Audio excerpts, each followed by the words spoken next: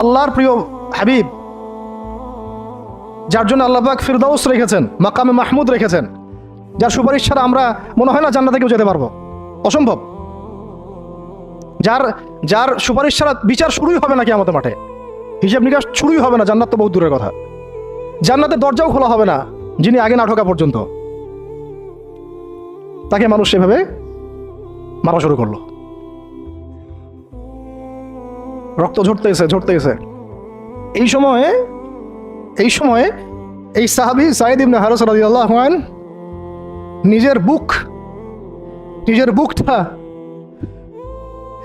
বুকটা নবী সাল্লাল্লাহু আলাইহি ওয়াসাল্লামের সামনে এইভাবে দিয়েছেন যে যতগুলো পাথর আসবে আমার গায়ে যেন লাগে, আমার নবীর গায়ে না লাগে।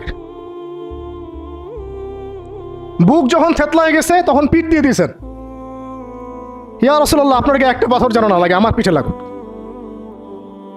এই সময়টা চিন্তা করেন, সাহাবীর কথা চিন্তা করেন, তাদের ত্যাগ তিতিক্ষার কথা চিন্তা করেন, ওই সময়ের সবরের কথা চিন্তা করেন।